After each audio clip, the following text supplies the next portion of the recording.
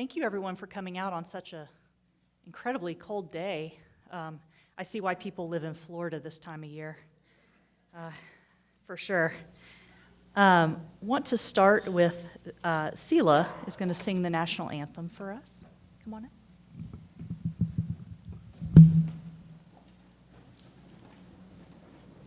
I'd just like to start out by saying that God is good.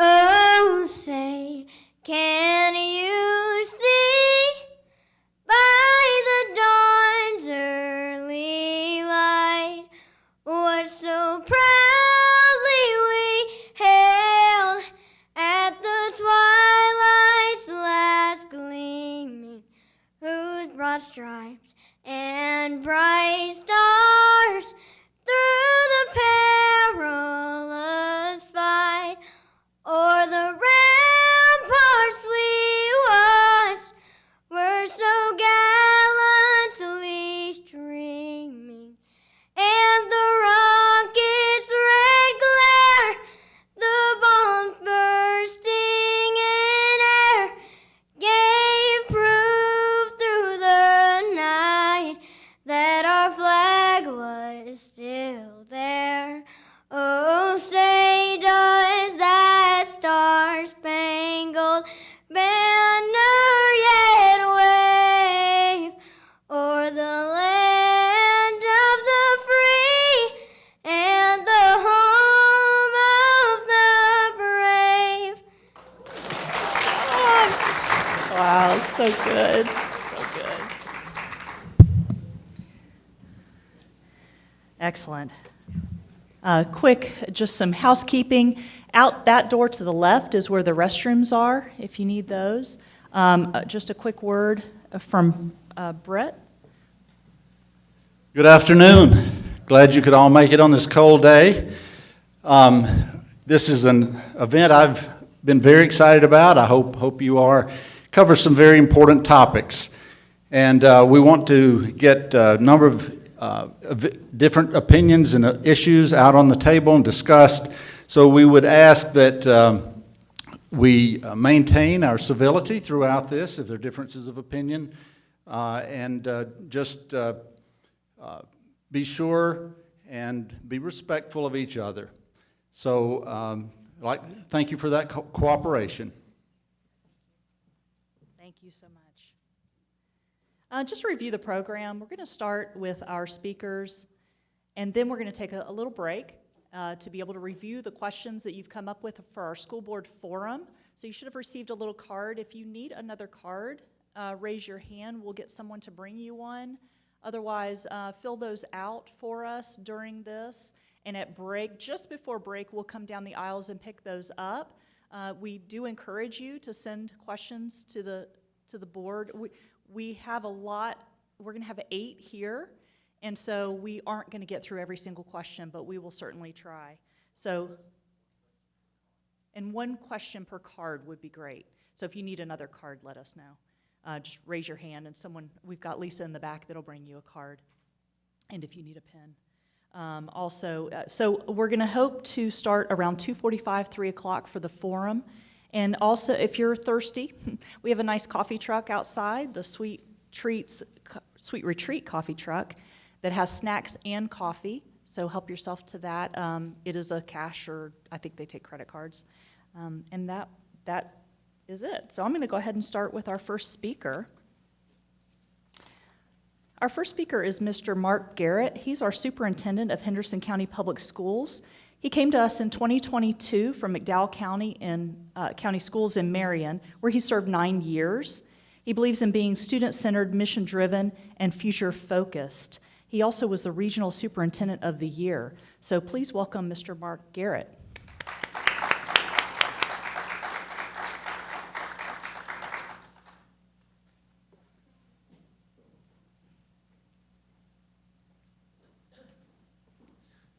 So, good afternoon. Always a challenge to follow a great student and a great performance, so thank you for putting me right behind Selah. Certainly proud of her and her sister. They attend Flat Rock, so we like to tease that that's the level pebble here, and certainly that we know that your classmates and teachers and all that, and Ms. Stepp's certainly proud of that performance. It's my pleasure to share a few things with you today. I just wanted to kind of give a good little overview of the schools and to provide you with some information that some you may know, some you may not know. I've had the opportunity to do this a little bit, but it's always funny to hear yourself introduced, and my wife is actually in the audience, so now I have to go home, and she's like, that's not really true, that's not really true. Regional superintendent. So I tease that I'm the regular intendant, that I hope to be super one day, so we'll see how I do. So who is this guy? I think a lot of times when you come into town, and I came here in July of 2022, it's like, who did we bring to town? So just a little bit about me. I'm a Tennessee farm boy, but I got here as fast as I could, I like to tell people. So I've taught 7th grade, so I was a middle school teacher by choice, so that can tell you a little bit about my background, that I enjoyed adolescence. So I taught 7th grade. I like to tease that 7th grade is kind of the hormone grade. You come in not knowing what's going on, and you leave not knowing what's going on, but you look a little bit different. You are a little bit taller, and you're a little bit more confused. But we had a great time the whole time I taught. Came to North Carolina in 2001 as assistant principal at Watauga High School. Then I spent my first principalship at Valley Crucis, which is a K-8 school. So that's a different animal. If you've never had a chance to be part of a K-8, 9 grade levels in one school and about 50 kids per grade level. So if you can imagine being in middle school and being in 8th grade, Willow, and you've stared at the exact same people for 9 years, that's what a K-8 school is. But there's a lot of great benefits to that, too, as far as community. Then I moved to Avery High School and served as principal there for 8.5 years. And that's how I got to know Henderson County a little bit, because my first year there, athletically, we were in with North Henderson and West Henderson in our conference. Then we bounced down to 1A and joined Hendersonville. So I spent a lot of homecoming football games at Hendersonville High School, and just hoping that the Hot Donuts Now sign was on when I went back home to Avery County. Then I moved to McDowell County in 2012, moved down there as their assistant superintendent, and became superintendent about 10 months later. So about 9 years of superintendent experience when I came here to Henderson County, and it's been a wonderful move. And most importantly, I want to thank the community, because it's been a great move for my family. That's what's always a challenge when you up and move. Doing the job's a job, and you miss the people you worked with, but it's exciting to do something different and be in a different district, but you really worry about your family. And this has been a wonderful, wonderful community that's welcomed me, and I appreciate everybody that has made that happen. So what's my vision and philosophy, and kind of what are we looking at with Henderson County Public Schools? Well, here we go. There we go. Prepare students for what is next. That's really what I think my job is and what our job is in the district. So what's next? And what is next can be a variety of things. It can be that next grade. It can be that next challenge. It can be that next skill development. It can be that next opportunity that leads to post-secondary. And when you hear me talk, you'll hear me talk about college readiness sometimes, but most of the time you're going to hear me say post-secondary. We want every kid to have a post-secondary plan, and a post-secondary plan can be a lot of different things and have a lot of different hats and accolades onto that. Student need over adult convenience. I say this all the time. I get to be in the student business. We work with adults, but I get to be in the student business. And it is super exciting for me to be able to do that. My wife is a teacher, so we are educators at our household, and we believe in this mission, and we absolutely love it. But I have to remind folks sometimes, because as adults, and I'm as guilty as anybody else, we let our issues sometimes get in cloud what our judgment is for what students need. So student need over adult convenience. Access and opportunity. One of the beautiful things about public education is you need two things to be with Henderson County Public Schools. You need proof of age and you need proof of address. That's it. We take everybody as they come, and we try to do the best we can and help them grow. And when I say access and opportunity, coming here, to me that means if we have programs available at fill-in-the-blank school, that we want anybody, no matter where they live and what their zip code is, to have those same opportunities or as enriching opportunities. And sometimes you have to get creative to do that, but we're certainly excited for the challenge. All means all. I've said this since I was an administrator. If you come to me and say all, you better mean all. That doesn't mean the all that you like or the all that I like or the all that has this or the all that has that. So all means all. Community partnerships matter, people. They absolutely matter. We cannot do this without community partnerships. We do not put things in place for our young people without community partnerships. And it's amazing what we can do when we work together and we don't care who gets the credit. Because if we don't care who gets the credit, we all get the credit. And then transparency. I'm pretty transparent. That's what I have always done. I like to tease that I'm not smart enough to lie and try to figure out what I've said to one and what I've said to the other. I like to be upfront. And transparency in this business is paramount, in my opinion. And we are your school district, regardless of who you are, where you are, your age, your background, your creed, your color. We are your school system in Henderson County Public Schools, and you've got a right to know what's going on up here. And we put it out there for everybody to see. We live in the public eye. My emails are public, my salary is public, our budget is public, our policies are public. All of those things are out there, and we really enjoy that transparency. And I have learned to live under that world, and it's really interesting when you go and you're talking in other organizations and other organizations that I've had a chance to serve with, and they don't do these things, and it just seems odd to me. So we want to be transparent, and we want to hear from you when you feel like we're not being. All right. I'm hitting the button. We'll just do it this way. So organizations, sometimes I think we forget or maybe not realize. So formed in 1993. Now we go way, way back to Mills River Academy, like way back to Mills River Academy in the 1700s. But the organization that you have now merged Henderson County Public Schools with Hendersonville City Schools in 1993. So we have a little website that I'll show you later, a link to, where you can go back and actually see some of this history. We've captured it and got it down. But in 1993, we merged. We're the second largest school district in western North Carolina.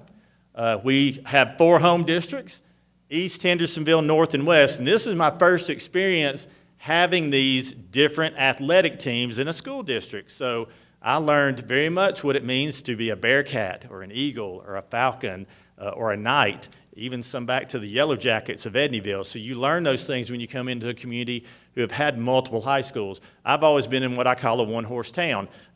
My high school that I went to, one big high school in Miller County. Watauga High School is the only one. Avery High School is the only one. McDowell High School, we had innovative high schools, but there was only one athletic team. So one of the things, if you see me out and about at a game, I had a jacket made that has all 4 of those teams on it so that I can walk in anywhere. And really, I get a lot of compliments on it, so I was trying to be savvy there. So I try to be more savvy than smart sometimes. But we consist of over 12,500 kids in 23 schools. 13 are elementary, and those are really community hubs, and that's what we love about elementary schools. 4 middle schools, 4 traditional high schools, a career academy, and 1 early college. And we thank our partners here at Blue Ridge Community College for both that career academy and the early college. 27 full-time nurses through the Henderson County Department of Public Health. I share this every time I have the chance. Those community partnerships matter. Those local partnerships matter. This allows us to do the things that we do better because we have the health department, and thanks to the Board of Commissioners for helping carve out the funds that help us do these things that you don't always think come from certain sources. Also, 14 social workers supporting students and staff. Full-time school resource officers. Full-time school resource officers on every single campus. As a matter of fact, the sheriff's office has been gracious enough that they have a division. They have a division for school security and school safety and school resource officers. Once again, when we talk about funding, we don't generate revenue. We have 3 funding sources, federal, state, and local. And these local dollars, your local dollars, are right here on our campuses for full-time resource officers. And those partnerships are vital, not just from a security standpoint, but proactive. So when we talk about nursing and health, it's a proactive approach, and you build that community and you build those relationships. Same thing with our law enforcement. If you walk through our schools now and you see our school resource officers, kids come up and talk to them, and they interact with them, and they're out playing dodgeball, and we try to tell them not to hit anybody very hard, but they get out and play with them. And it is really a great proactive approach, and whether you subscribe to the philosophy it takes a village or whatever, it does take those partnerships. And then we are the largest employer with over 2,100 employees. So we are big. How big? Well, right here's some operational things. We serve over 1.8 million meals a year. And I think when you think about my job, I love because it's really 2 jobs. You've got the teaching and learning piece and the education piece, and then there's this whole big operational circle over here. So I get to have a split personality and enjoy both of them. But child nutrition, over 1.8 million meals a year, that's going up this year. That's going to probably be about 2.5 million because we've had such an increase in our meals because we are doing the community eligibility provision. The Board of Ed struck out on that deal, stepped out on some faith, and we're excited because more kids are eating. And we'll talk a little bit more about that in a moment. Transportation, 111 yellow buses, 29 activity buses. So our yellow buses go over 1 million miles a year. Our activity buses go probably about 250 to 300,000 miles a year. So we're over 2 million meals and we're over 1.3 million miles. When I say that out loud to a group, that really kind of scares me when I think of we have 111 buses and 29 activity buses. So when we make snow calls or weather decisions, which makes everybody happy. So if you want to make everybody happy, be the guy who's in charge of the schedule, especially when there's predicted weather. I've been in 2 counties now where I've done that, and I'm so popular for it. But really, there's a lot of things, and from Fletcher to Green River, from Fletcher to Green River, a lot of difference. From Etowah to Edneyville, a lot of difference. And so sometimes what is on your deck or in your front yard is much different than what others are experiencing. The other thing I like to share is we are dealing with student drivers as well, student drivers. We're responsible over 2.4 million square feet and 669 acres or so around that of property. And we maintain over 20,000 devices. So there's that big operational piece that takes a lot of funding as well. Finance, this is how it breaks out. This is the 22-23 budget. We don't have the 23-24. We just are still working on it, and we'll get that out when it's there. But the percentages are going to be about the same. So when you see the biggest chunk of our budget, it's people. It's people. Salaries, benefits. Then purchase services, supplies, equipment, and land and building another value there, so our assets as well. So, it's one of those things where we say you cannot save enough on copy paper to make a big chunk or dent in your budget or a big jump in your budget. But, we're 80% people, and really proud that that's where the majority of our money goes, is for our people, working directly with our students and supporting that effort on the operational side. HR, here's our staff. Of those 2,100 plus, about 14, almost 1,500 are full-time. About 1,000 teachers. So 1,073 licensed. If you have a teacher license, so I have a teacher license, I'm not counted in that. So that's how that breaks down. 181 teacher assistants, 48 building administrators for 24 or 23 schools, 22 facilities. 477 people support our mission every day. That's clerical, custodial, transportation, all of those, and then 27 district level administrators. So I'm included in that 27. So as you see, it's pretty vast. And in rural North Carolina, most of North Carolina, especially rural North Carolina, and we're not rural, but we are the largest employer in our county, and that is pretty common when you look across the state. Teaching and learning, what are some highlights? Well, state test scores and the 4-year cohort graduation rates are consistently higher than the NC state average. It's really in the top 25%. Are we satisfied with that? Nope, we're not. We're going to keep driving till we're in the top 10th of the percent, or the number 1 is where we want to go, because we know our students are worth that. We offer 23 career and technical education pathways. It's what you may have known as vocational when you were in school. It's career and technical education now, who annually earn over 2,100 credentials. So those credentials then allow them to go out and either apprentice or be paid and get a higher pay or any of those things that go with that. High school students are in internships with local businesses, apprenticeships offered to graduating seniors through partnerships with Blue Ridge Community College and MAID in Henderson County. So again, those community partnerships and those opportunities for kids and opening up the pipeline, that we're not one size fits all, and we know that. Award-winning visual, musical, and performing arts programs. So I have been able to see orchestra performances and band performances and pep bands at basketball games, and we see those awards coming in. The Board of Education has invested in musical instruments every year, so that access of all meaning all. If you want to take orchestra with us, if you want to take band with us, we're going to find a way to make that happen. And then outdoor education programming as well. We want to get them outside. What a beautiful place we live in. They need to know about the natural world. A couple of others, we have over 1,300 students who receive English as a second language services. And you see there, we have programs for anyone that comes in. So we offer all kinds of things educationally in our community for our citizens out there. Leader in Me, life skills program, leadership program in over half of our schools and growing. So a lot of those soft skills that we hear economic development want to talk about, how can you advocate for yourself, how can you make eye contact, how can you be a leader, those things are taking place in our schools and continue to grow. One of the things I'm kind of proud of, really proud of, safety around water. All second graders get a safety around water curriculum. I had this in my previous district and was so happy to hear that was here because so many people I learned in this region, a lot of people just don't know how to swim. And we've got lakes and rivers and all the beautiful nature that's out there, but we want folks to understand how to be safe there. And our partners at the YMCA help us with that, with the safety around water for all of our second graders. And then I always throw this in because I don't know who always knows what we have.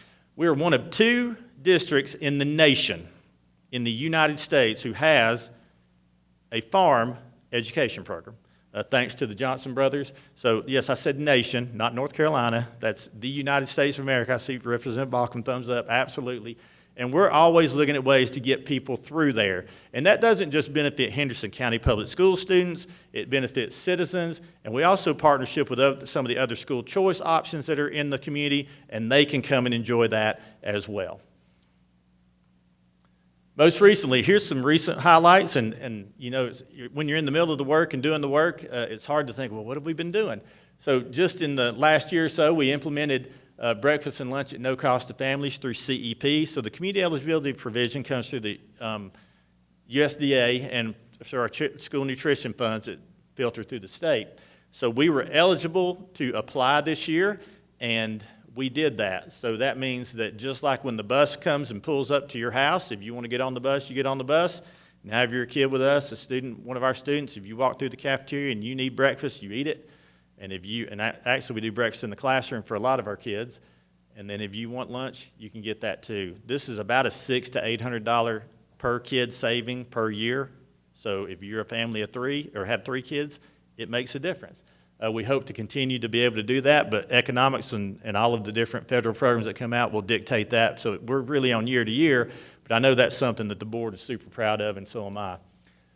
Awarded $500,000 grant for student career development planning. When I give this presentation, I want people to understand we are economic development. I know we're economic development. The fun part is the kindergartners, and they're part of economic development. Now, we don't tell them that. We don't talk about economic development in their curriculum, but it's really something that we know that we are a huge cog in that. We have about 1,000 kids a year who step across that stage and go out into the community for that post-secondary plan.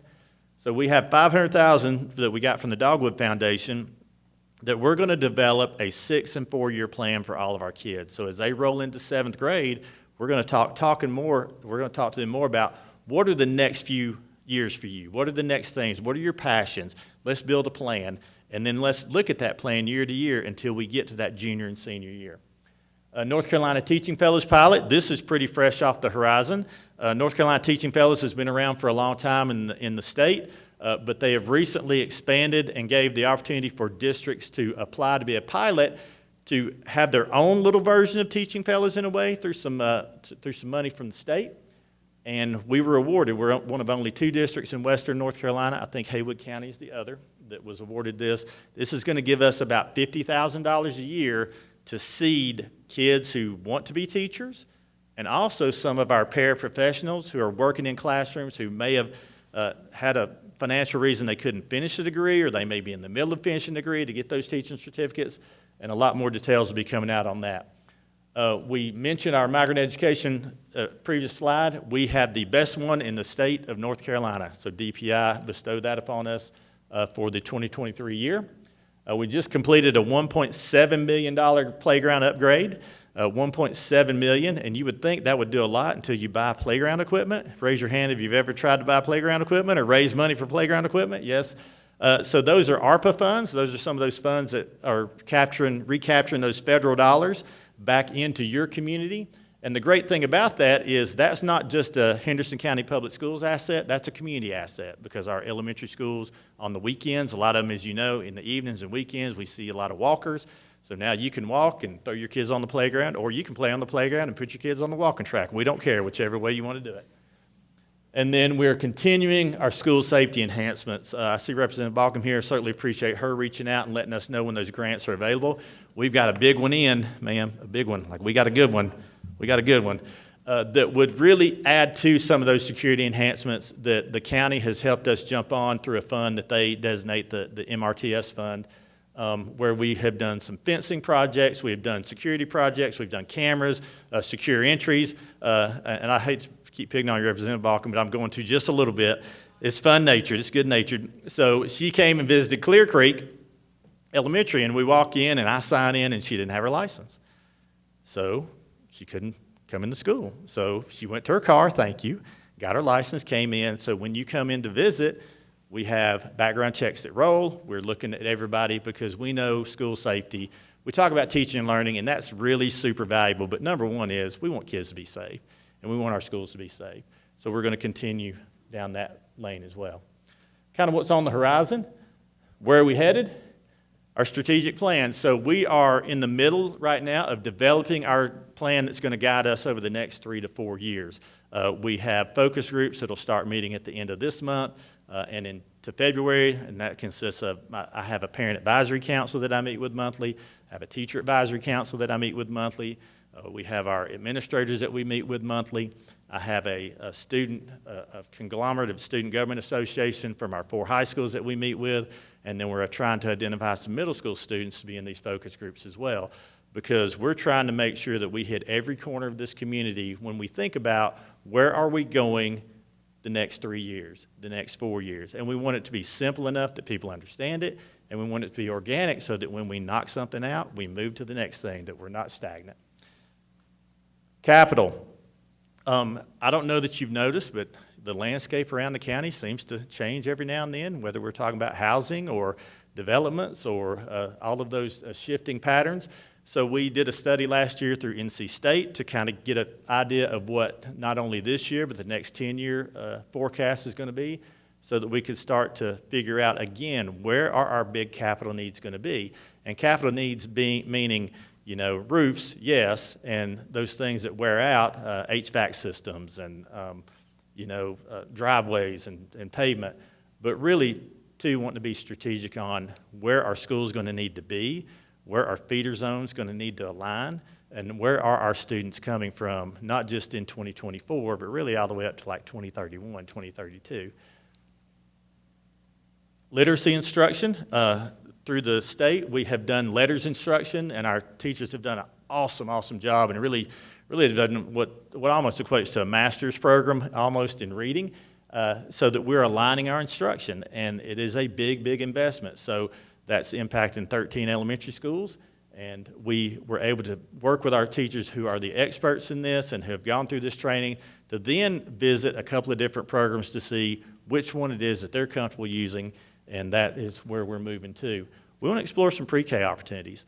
When I was an elementary principal in 2002, 2003, kindergarten was kindergarten. Now kindergarten's first grade. Kindergarten's what first grade was when I went to first grade, when a lot of you went to first grade. We have literacy goals like within 2 weeks of them walking in the doors. So that learn through play sometimes is being lost because of how we've accelerated and how the state has accelerated us. So pre-K is a vital way to get students kind of ready for that learning, that pre-learning, and they learn through play. And I've had some opportunities to expand some pre-K opportunities in my previous district, and it really worked out because you build those relationships with those families. They know about kindergarten readiness. When they come in the door, they have an expectation, and they know people, and they're comfortable in those facilities. This will be a challenge. This is not going to be a 1 year or a 2 year thing. I like to tell people who have looked up my kind of background, and they go, "Ooh, you did universal pre-K." I said, "Yes," and it took about 6 or 7 years to get there. So it is a marathon, not a sprint, but we certainly want to be visionary in how we think about serving our kids. School safety, always something, as evidenced by the $4.5 million grant we've submitted. Did I mention that, Representative Balcom, a grant we've submitted? And we certainly, everything that we've submitted in that grant enhances the things that we already have in place.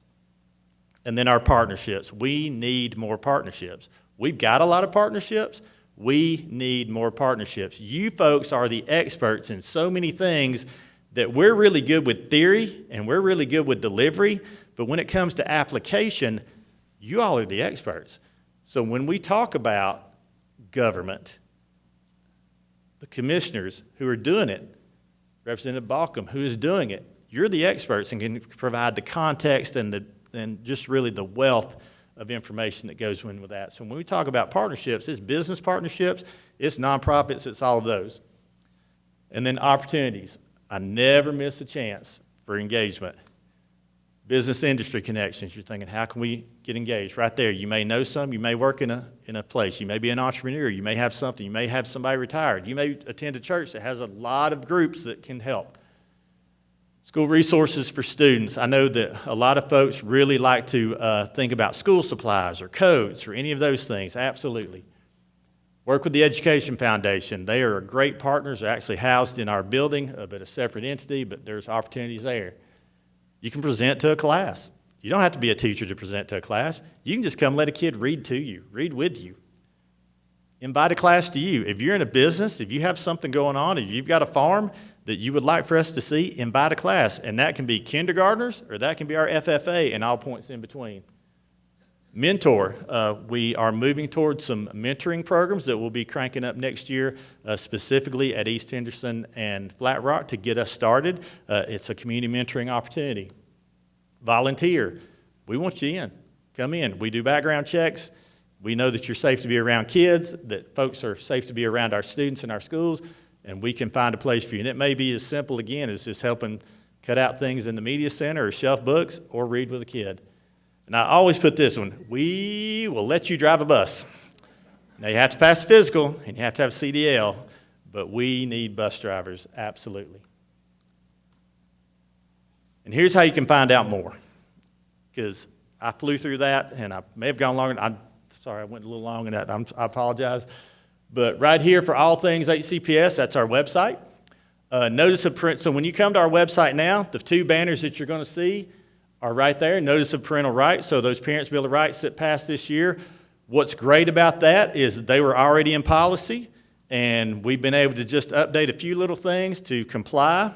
And now we're working on a few other pieces of it, but those parental rights are right there front and center for you to see. That'll also take you to our policy manual, so if you want some bedtime reading, if you're an insomniac, you can jump on and start reading policy. And also there's a link right under the parental rights banner that celebrates 30 years together. So it goes all the way back to Mills River Academy and tracks Henderson County Public Education from that day until now. You can stay connected, Facebook and Instagram, HCPSNC.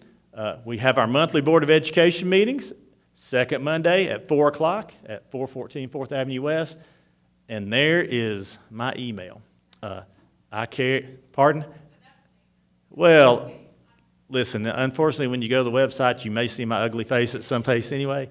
I want to make myself available if there's questions that you have. Now, I don't have all the answers, but we got a great staff, and we'll find those answers, and we can connect you with the right people. But what I don't want is that you don't feel like there's a way that you can get information, you can ask questions, and you can be involved in your school district. Because regardless of who you are sitting here, we are your school district, and we're certainly very, very proud of that. And I will make this link available. I have shared it with Ms. Silvius, so if you've got a list that you've shared out, you're certainly welcome to look at this presentation anytime you want to, or if you want to email me, I will share it with you. And thank you for allowing me that opportunity.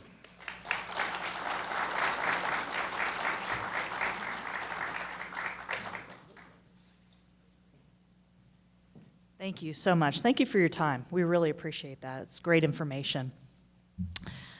All right, our next speaker, just a little housekeeping also.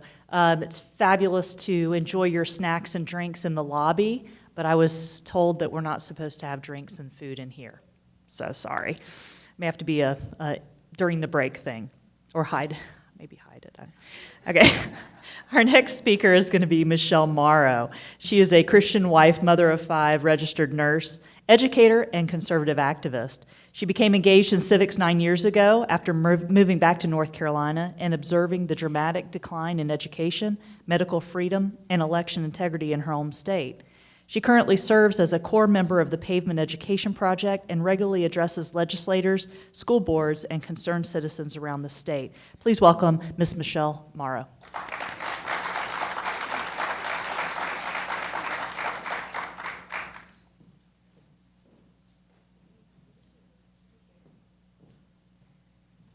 Do you mind if I walk while I talk? Okay. I'm a walker talker. I so appreciate everybody coming out, and I am so encouraged to hear what's happening here in Henderson County, because it sounds like something that can definitely be duplicated in the 115 counties around North Carolina. As Tara was telling you, I really am passionate about what's happening here in North Carolina, because I believe we are the greatest state in the United States of America, right? We have been #1 place to do business. We're the #1 place to live, and it's been going on for years, and I believe that we need to make our educational system be the #1 in the entire country, and I think that's possible. Back in 2002, 2003, North Carolina really had a waiting list in many of our counties in order to be able to be a teacher. And what we really want is we want every child to understand that they have a gift and a talent, and we want them to discover what that is, what their passion is, so that they can be prepared to go into the world, be a critical thinker, be hardworking, and use those passions to serve in whatever community they want to live in. I think it's super encouraging that here in Henderson, you have such a strong commitment with the community that you're living in, because the real goal should be that post-secondary, children could come back to the place where they were born and raised, and they can end up raising their family here, right? And we can just have generations of legacy here and around the state. So I wanted to talk about, I was asked to speak about the parental rights bill. And I want to say our legislature in the last year has done some amazing things. And I have spent the last 5 years going down to the legislature and talking to people, really focusing on our rights as citizens. And I think it's going to be important, because when we talk about parental rights, I really would have loved for the bill to be named something else, because I believe that our rights as parents are all rights to our children, right? I don't know that the government should be telling us which rights we have and which rights we don't, because constitutionally, all of the reason why we have government is to protect our God-given inalienable rights, correct? And so I think it's not only a responsibility, it's also a privilege, it's also a right that we as parents should be able to make the decisions for our minor children. Whether that's healthcare, whether it's education, whether it's religion, whatever it might be, we are the ones who are responsible for what our children know and understand. Ultimately, our school system is helping us to provide for them an education so that they will be able to enter into the career that's not only going to be financially successful for them, but it's also going to be personally rewarding, right? Work is something that we do for the rest of our lives. And so we want to ensure that our kids are really in that sweet spot of doing what they love, because regardless of how well you do academically, if you're doing something that you're really passionate about, you're going to be excellent in that field. And so that's why it's encouraging for me to hear what's happening here, because there seems to be such an incredible array of possibilities for our students. And we would all agree that we're all unique, right? You cannot put people into a bubble of all first graders are like this, or all of this race, or all of this religion, or all of this, belief system or culture all think the same way. We are all unique, and that's what we want to encourage in our schools. So let's go back to why we actually felt the need as a state to have a parental bill of rights. And I think that's because we saw during COVID, I think, for a show of hands, how many people here went to public school when you were young? Okay, I'm looking, and it looks like it's about 95% of the people here. And I will say, I'm a product of a public school system, and I actually graduated from Charlotte, Mecklenburg schools, and then I went to UNC Chapel Hill. That's where I got my nursing degree. And really, when my kids were born, I do have 5 kids. I have a daughter and 4 sons, and I just assumed that they were going to go to public school. And so that's actually what my oldest did. I will tell you, we were missionaries in Mexico, and so 3 of my 5 kids were born in Mexico City. So we were there when they were young. So by the time we were there for about 5 years, so by the time my daughter, who's the oldest, went to school, I was just like, we're just going to put her into to kindergarten. So she went through kindergarten and first grade and second grade. And I'll tell you, when my daughter was 6 weeks old, she was found to be in congestive heart failure. She was born with patent ductus arteriosus. And it's not uncommon when you're born at altitude, because in Mexico City, it's 8,500 feet above sea level. And so we did not know that. And as a nurse, that was a very frightening thing for us as a family. She nearly died. We kind of life flighted her back to North Carolina, to the place that I trusted, which was UNC Hospitals, because I had worked there. We thought that she was going to end up having to have open heart surgery, but by God's kindness and his goodness, they did an ultrasound of her heart and found that the hole had closed in her heart, and she did not have to have surgery. But as a result of that, she did suffer with a lot of developmental delays. And so the first several years of having, and by the way, I had 4 kids in 5 years. So we were schlepping my daughter and all of her brothers to all of these physical therapy and occupational therapy and vision therapy and all of these different things, because I wanted for her to become all that she could possibly be. And so when we were considering what we were going to do for schooling, I had many friends, by this point we'd moved back to Austin, Texas. I had many friends who had said, they were in the school system, and they said, you know what, you can get all of these services that you and your husband are paying for out of pocket. You can get that in the schools, right? So put her in the school, and you can get those services. It was not a good fit for her. 2 years later, she had some auditory processing issues, and it was just very hard for her to concentrate in the school system. So at the same time, her brothers a couple of her brothers had entered in public school. So then we started doing private school for her, and that didn't really work out. Then we did homeschool. So I have a knowledge of kind of all of that base. And I say that because while my daughter had learning issues, my first son is absolutely brilliant, and he needed more of the gifted and talented side. And then one of my sons is an excellent learner. He's very smart, but he doesn't like books. My one son loved books, and he would literally, by the time he was 12, he goes, Mom, I think I've read all the books in the house. And so he always wanted to go to the library and read books.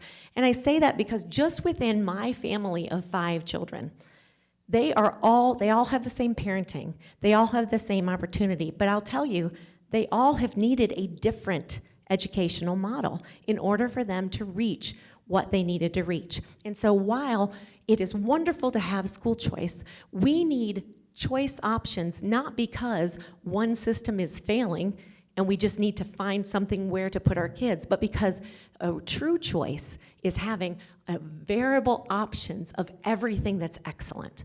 And so with the Parental Bill of Rights, what we're seeing is, especially I live in Wake County, and in Wake County and in many counties, probably it might not have touched you guys here as much, but in many counties, the parents and the teachers, there has been a disconnect, and there's a sense of distrust that's happening there, okay?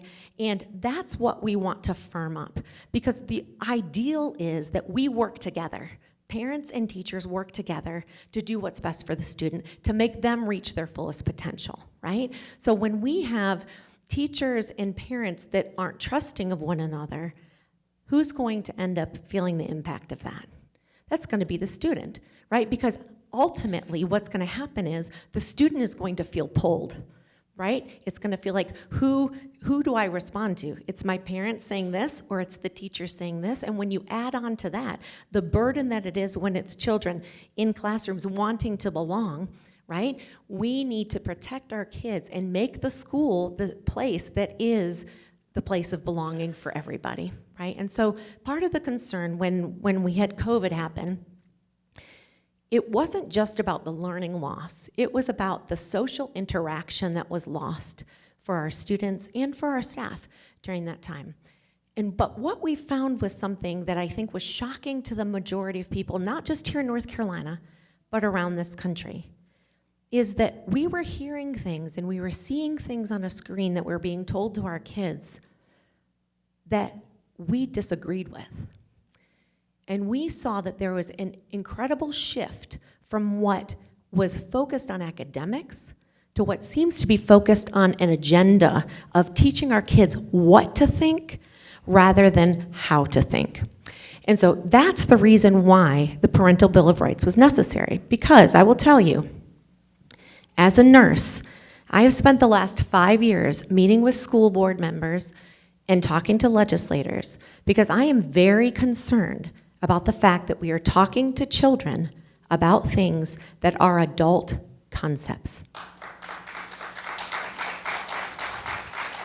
And let me tell you, those adult concepts are people's lifestyle choices and their sexuality. I'm going to tell you this, how many people in here knew about the family life of their teachers when they were in elementary school? How many of you knew who the person's spouse was, how many kids they had, where they lived, and what they did on the weekends? How many of us knew that about our teachers? Okay, so that's, let's see, 4. So that's 4% of the entire room. And I say, the children don't need to know that. What children need to know is that they are in a safe environment. They need to know that their teacher loves them and cares for them, and that they are being helped in the areas where they struggle, and they're being encouraged to succeed and to soar in the places that they are strong, right? They need to figure out what is it about them that is so wonderful. And here's the problem. We know beyond a shadow of a doubt that there are 99% of our teachers, this is not a teacher issue. This is a U.S. Department of Education issue that has come down, because what's happening here in North Carolina is not just happening here in North Carolina. This is happening all over the country. And there has been a shift from academic prowess and choosing what is absolutely best to a political agenda that is not only racially discriminating, it's also sexually explicit, and it's also academically weak.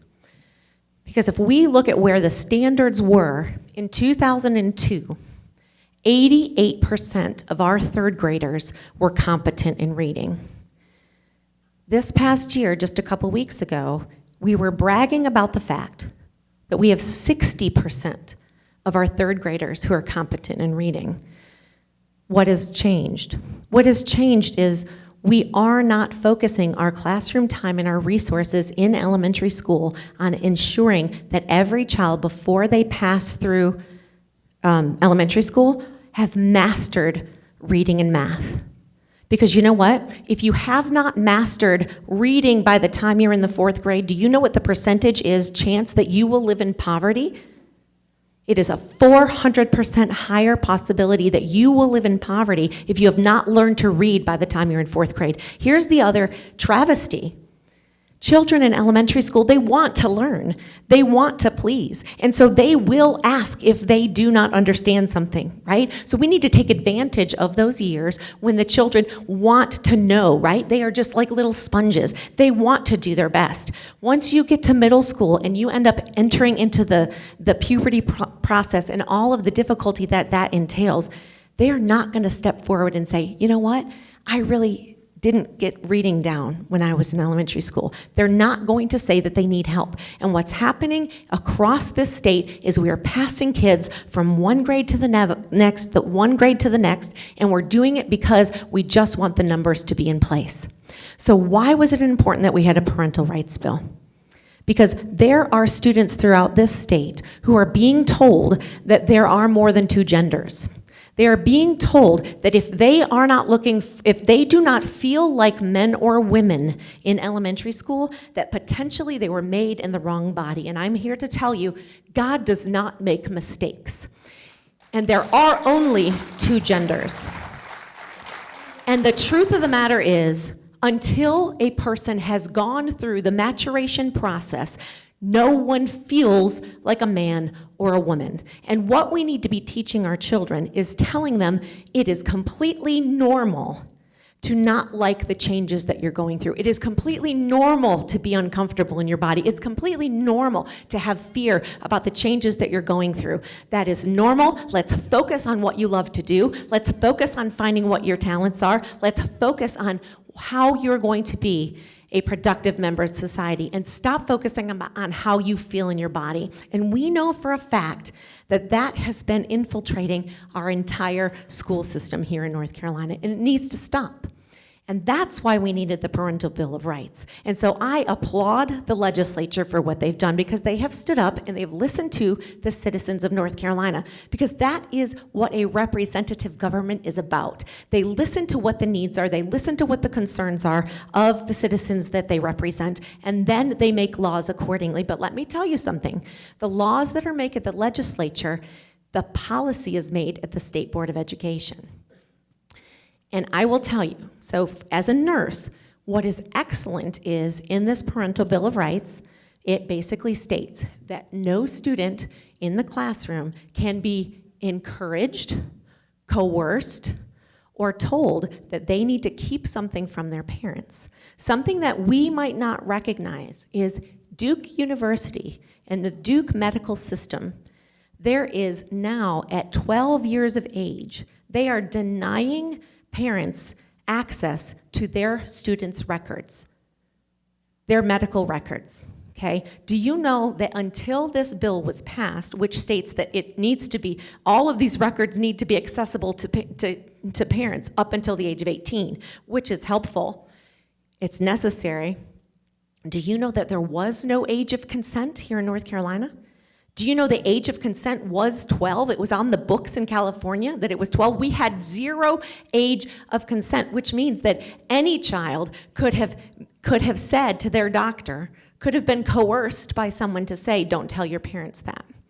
So we need a Parental Bill of Rights to tell everyone, every adult. This should not just, it's not just about teachers. The Parental Bill of Rights is not just about academics. It also deals with the health system. You look at the second half of this Parental Bill of Rights, and it's all about medical issues.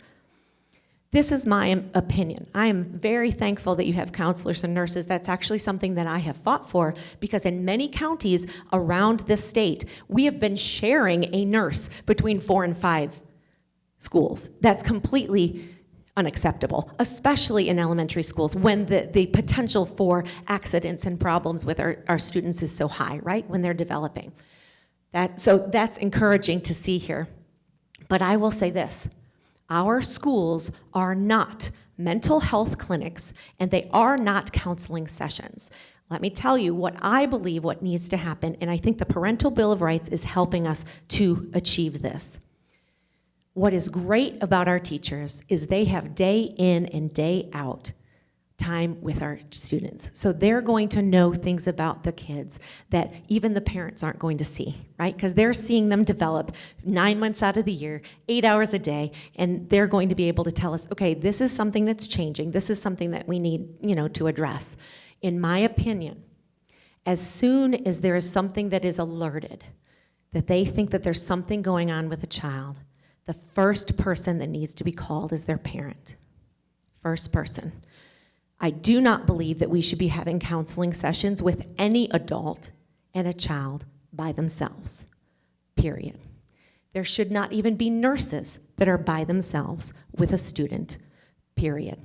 We need to protect not only the student, we need to protect the adults, because there are accusations that are unfounded, and we need to protect our staff just as much as we protect our students. But I will tell you, with the funding issues that we have, our money with the partnership with DHHS, we need to ensure that what happens in our school ends up that we can send our families out to clinics and services outside of the school so that we're not taking classroom time to deal with issues that are familial issues. Because I will promise you, if a child is suffering, whether it's academically, whether it's emotionally, whether it is physically, the entire family is impacted.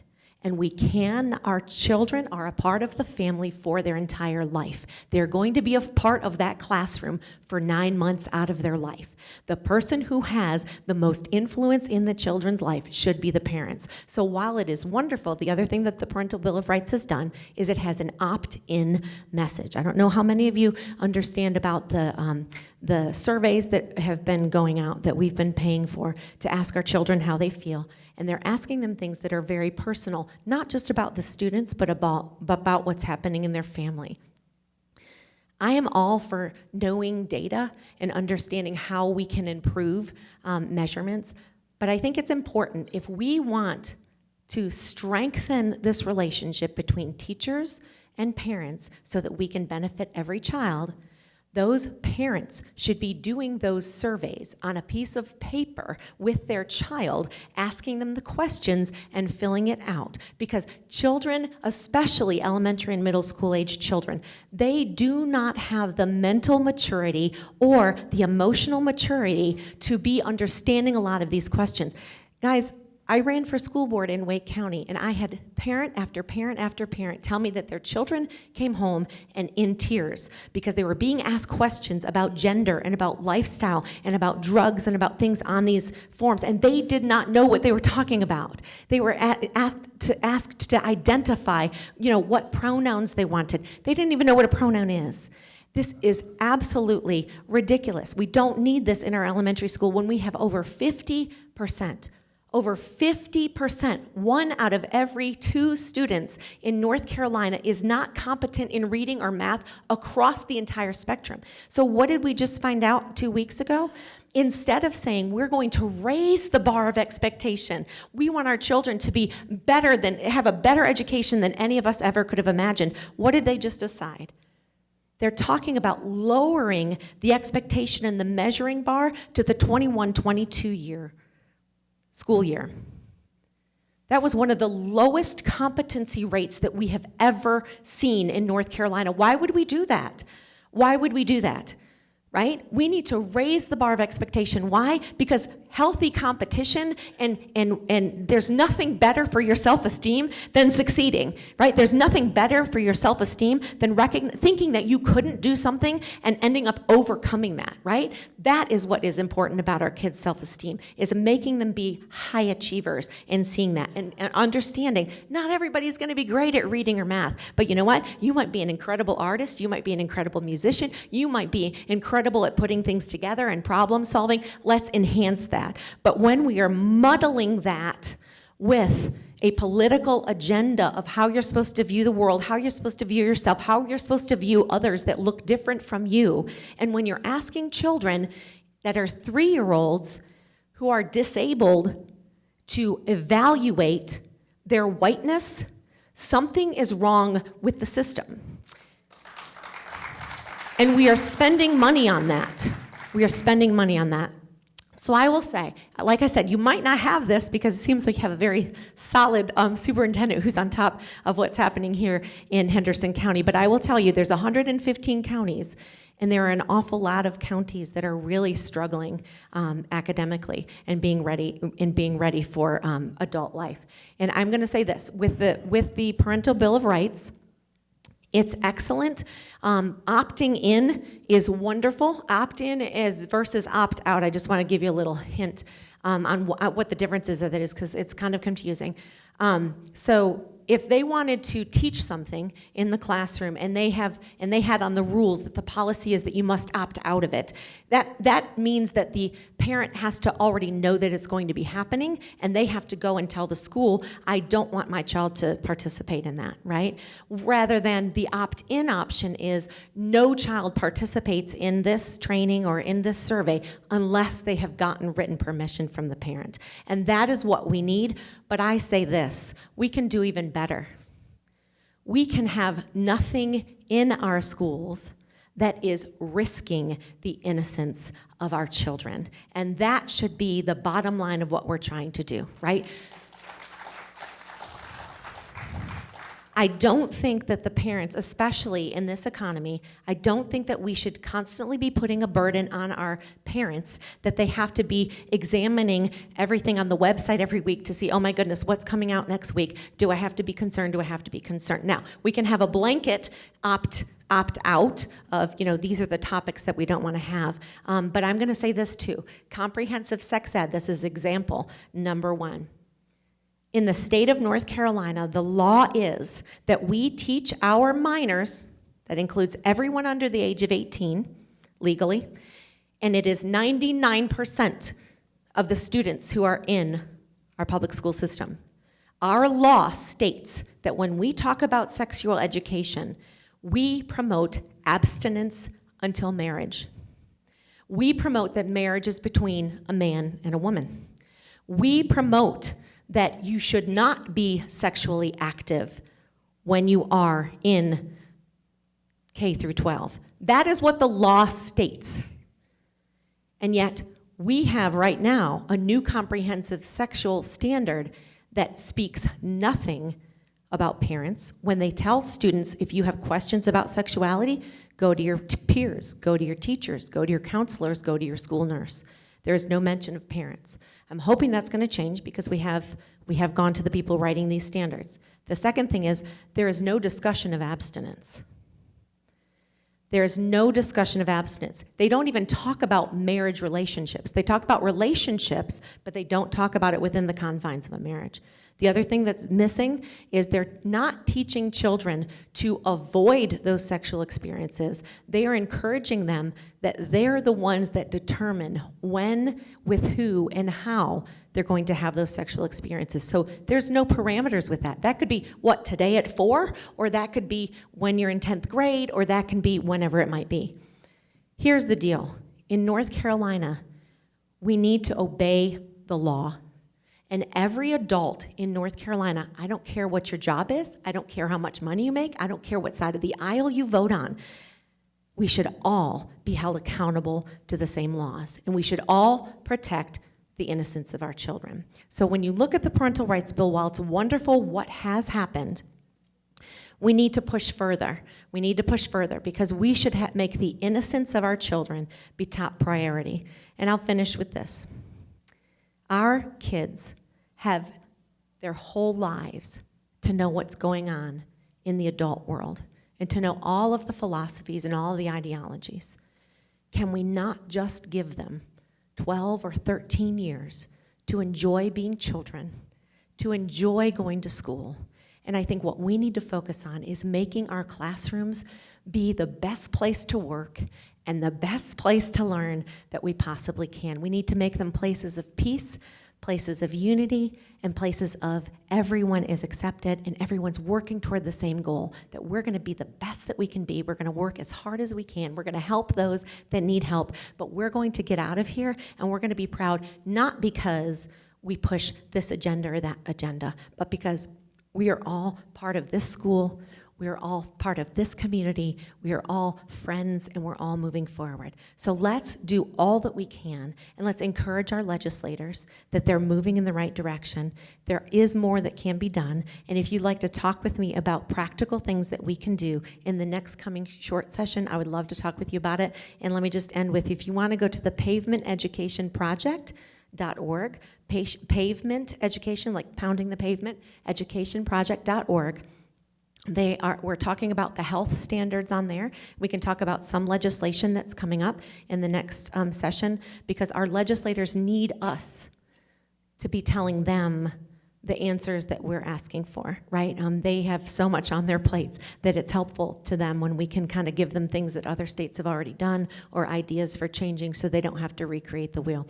I greatly appreciate all of your attention, and I think that we can make North Carolina schools the best in the nation, and I think we can become the example for the rest of the country to follow. Thanks so much.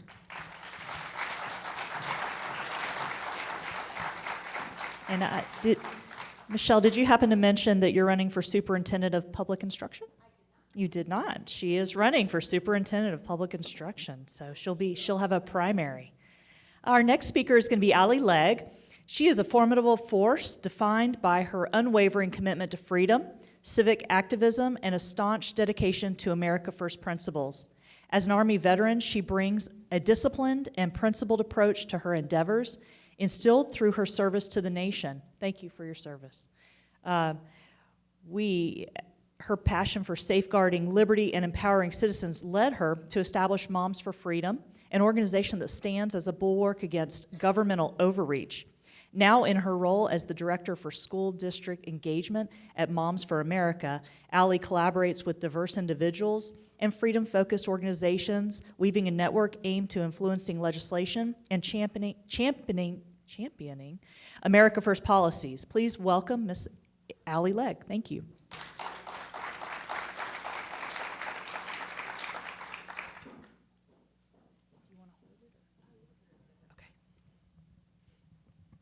Thank you. There you are. Thank you. Hello, everybody. All right, can you guys hear me? Is this better? All right. Hi, guys. How you doing? I'm freezing. I don't know about you guys. I'm from Florida, so this is really cold for me. I had to really dig deep into my closet and find my winter clothes because it's cold. So I wasn't really quite prepared. So I think I'm gonna make you guys hate me for a second. I wanted to know, I'm gonna ask you a question and make y'all a little uncomfortable. So where do you guys think comprehensive sex education comes from? I'm really glad that Michele brought this up. I don't think a lot of people understand where this is. So do you guys know who Margaret Sanger is?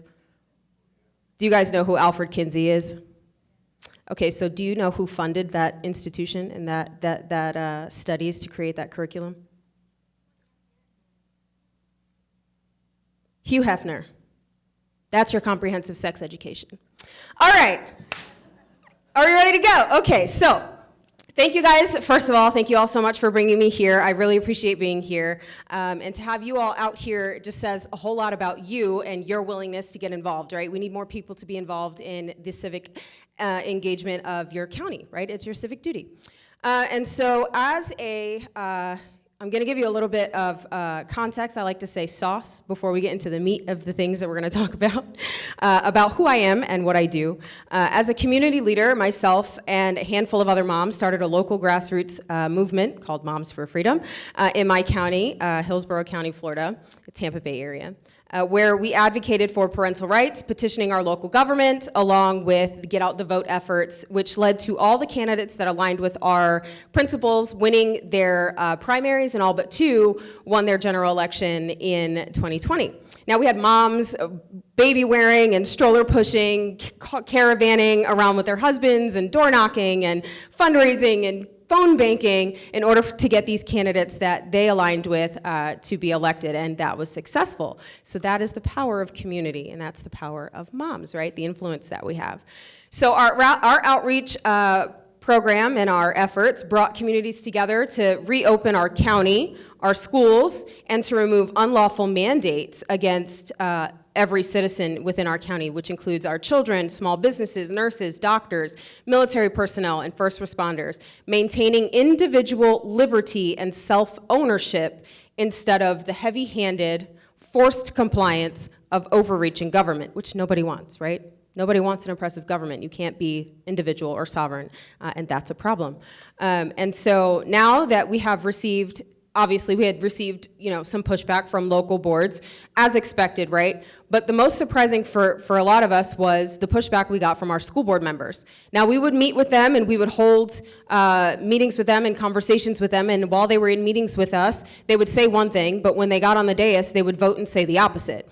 And so they refused to acknowledge their unintended consequences of their actions. For example, we brought to their attention that their votes to keep our schools closed would cause a significant drop in academic achievement, which has been proven, right, to be true with recent studies showing at around 60%. It's not just North Carolina, it's across the United States. 60% in learning loss in children nationwide. And when you break that down, I'm not a fan of identity politics, but when you break it down by demographics, the fourth grade non-proficiency reading rate in whites is 58%. That's 58% of white children are not proficient in reading.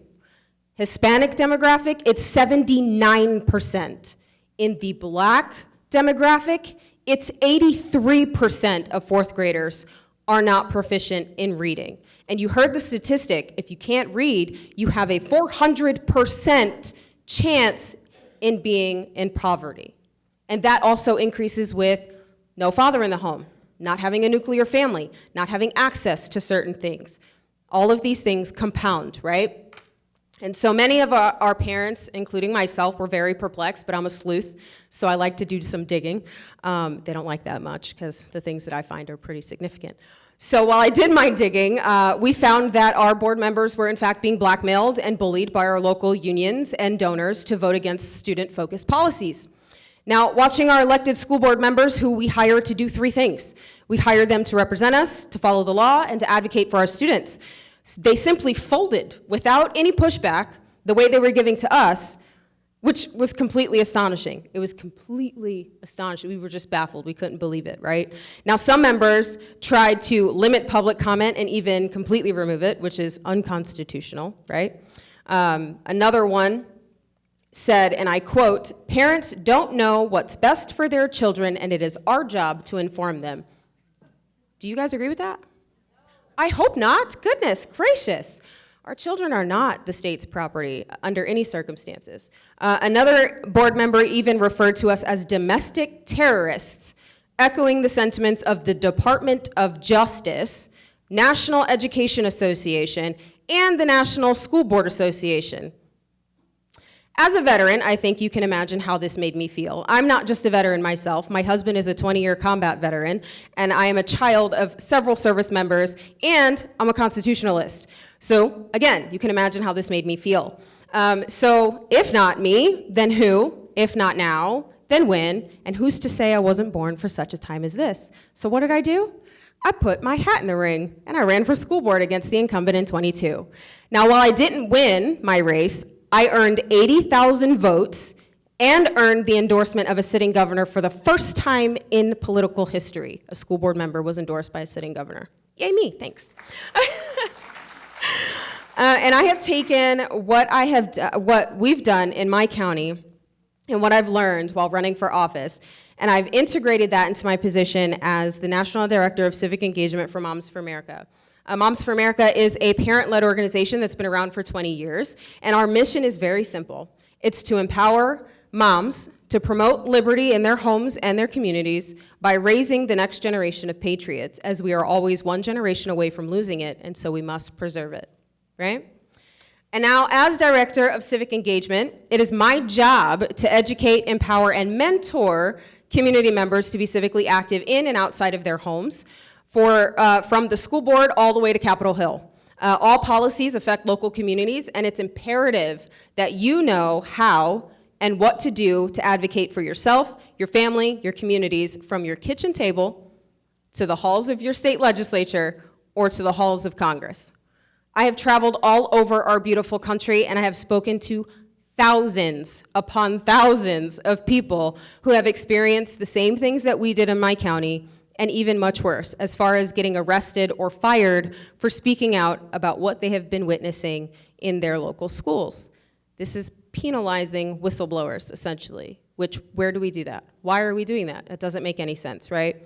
And so I've developed several programs while working with Moms for America for engagement, and my most recent are our school district ambassadors, where I educate community members on the proper roles and responsibilities of the school board and how it coincides with the proper role of state governance, which is very important for people to understand.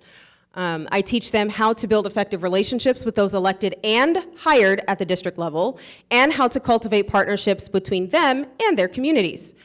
The other project that I've worked with and have developed is our Teacher Protection Project, where we support teachers who want to leave their teachers' unions and want to get back to teaching core curriculum that will improve proficiency in core subjects and sets our students up for success in life after school, whether that's college or vocational bound, right? We need to make sure that secondary, the post-secondary education and things that they want to do are very much cultivated while they're at school.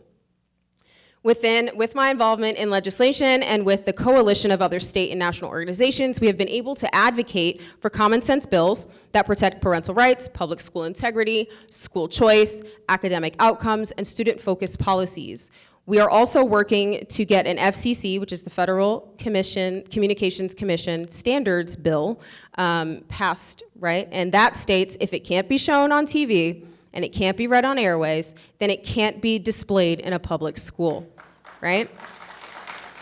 And guys, this is not a radical idea. It's common sense. There are ratings for TV programs, there's ratings for movies, there's ratings for music. It's very simple. This is very simple. And we need to make sure that we're also pushing to remove exemptions from these kinds of materials and obscenities from being in our schools. There's a lot of laws I've looked at throughout the United States where there are exemptions for public schools, and that's a problem, right? This is how they're able to get away with pushing what they're pushing, because there are loopholes in our laws, which brings me to what we're doing here today. Now, with all that being said, I've been asked to look over your Senate Bill 49, the Parents' Bill of Rights, which is very similar to ones we have helped pass in Florida, in my home state, and in other states across the nation. I mean, guys, like, this is really crazy to think about that we really need a parental rights bill. Like, what are we even doing here?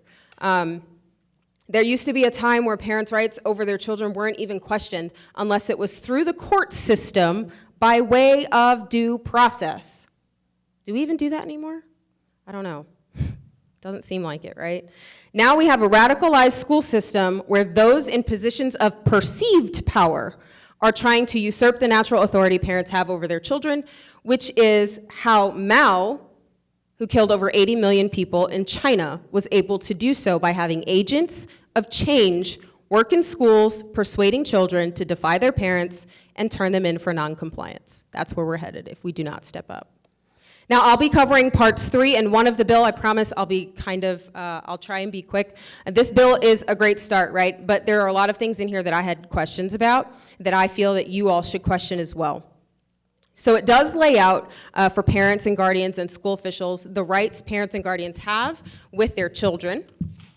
Part 3 of the bill would require healthcare providers to obtain written consent to treat a minor from their parents before treatment, which is great, right? Everybody should get parental consent to treat a minor. But then it says, unless otherwise permitted under law. Now, in the current law, there are some concerns that I have seen. So first, in the event, it states that in the event where a parent refuses to consent to a procedure and the necessity for imminent treatment is so apparent that the delay required for a court order would endanger the life or severely worsen the physical condition of the child, 2 physicians have to agree that the procedure is necessary to prevent imminent harm to the child. So what are these guidelines that these 2 physicians must use to determine what would endanger a child's life or worsen their physical condition that would allow these 2 physicians to override a parent's decision to not perform a procedure on their child? That's a very important question to ask, and I think you all should ask that of your legislatures. Number 2, it says that there's this emotional disturbance piece that's existing in your law, and it needs to be clearly defined in the bill, because if physicians or school social workers or school psychologists and so on decide that identity impacts a child's ability to build and maintain interpersonal relationships or succeed socially, it is very possible that they could use emotional disturbance from the existing law to socially transition your child without parental consent. That's a problem. Number 3, licensing boards could take punitive actions against providers and facilities who fail to obtain written permission, including a fine up to $5,000. Great. However, could needs to be changed to will or must, right? Could implies possible or maybe. It needs to be compulsory for the licensing boards to do it, or they won't do it. Lastly, I would encourage you to all advocate for adding, in the event of a parent that cannot be reached or located, every reasonable attempt must be made and documented to the bill, and to take it one step further, clearly define what reasonable is. You can't leave anything out. If you leave it out, it's a loophole and they'll use it against you. Ask me how I know. Part 1 of, and I promise we're almost done, Part 1 of SB 49 would create a new article in the current statute that specifies the parents' rights for the child, which is very good, right? gives everybody a blanket understanding of what parental rights are and how they cannot be usurped. It lays out parents' rights in their education, their care, their upbringing in a manner in which they see fit, school education, school selection, access to student records, make health things, all of these things, which is really good. However, there is a part in here where we also need to change, and let me see if I can find it. Sorry, you guys, I'm skipping around because I don't want to take up too much time. But there's another part in here that needs to be changed to will, right? Because the subject is disciplinary action. If you are trying to usurp all of these your parental rights away from parents, and you're trying to coerce children into doing things, and the disciplinary actions are not specified, we have a problem. If there are no punitive damages that are applied to this, there's no teeth in the bill, we have a problem. So we have to make sure that this is clearly defined. And I have an example for my county. In my county of Hillsborough, where administrators and teachers have been caught being abusive or engaging in sexual misconduct with students are not fired, they are instead removed from positions at the school, and their misconduct is swept under the rug, and they are quietly moved to work at the district level in higher paying positions. This is what they consider disciplinary actions, and this is why it is important that legislators define what disciplinary actions mean. Now, there was a time where if this was occurred, or if this did occur, this person or these people would be labeled as sex offenders for the rest of their lives, and criminal charges would have been taken, right? But we are currently upside down, where the safety of children and the quality of education is second fiddle to the career and monetary advancement of criminals. Guys, that's an issue. We need to make sure we're paying attention. So this bill is a great start, right? As it is designed to better protect parental rights, there just needs to be a few tweaks to prevent some loopholes being used, yeah? I encourage you all to take a look at the bill, to read it, and to engage with your representatives. And all the ones that sit on the committee, this bill is going to be in front of for a vote.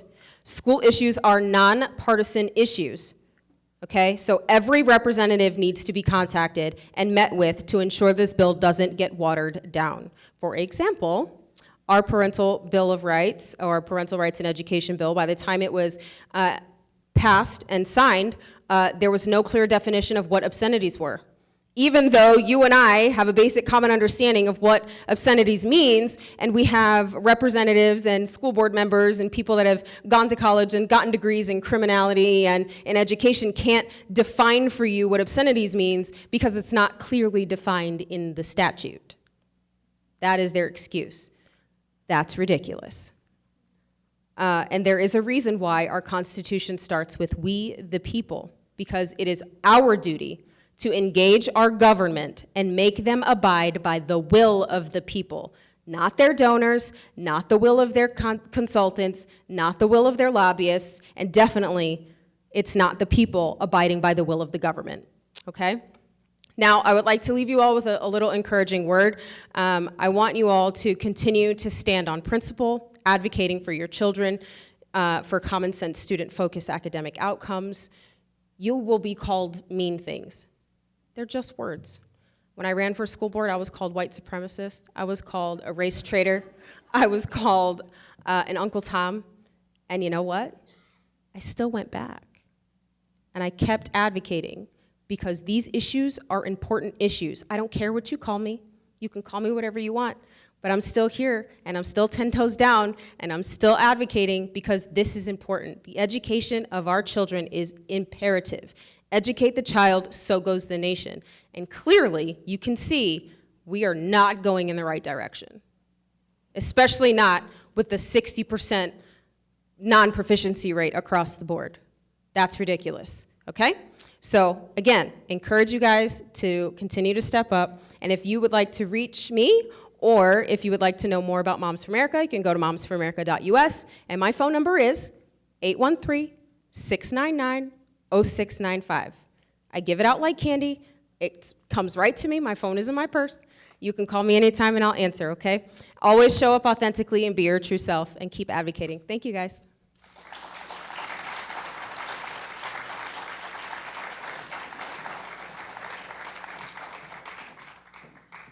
Was fantastic. Okay, next, we're going to take a little break. And let's try and be back by 10 till 3 so we can get started on time. Again, there's a coffee truck out there that you can go enjoy in the lobby. And we will be back with the school board forum. It's going to be very, very informative. If you have questions, if you can go ahead and just raise your card up, we'll have our ladies come down the aisles and pick them up right now. And if you borrowed a pen, if you'll return that as well. So make sure we've got Barbara, Colleen, and Lisa picking up your cards. And then we will be back at 10 till 3. If the candidates could please come and meet with me right now, that would be great, just so I can tell you what the format is. So we'll see you. I hope you come back for the forum.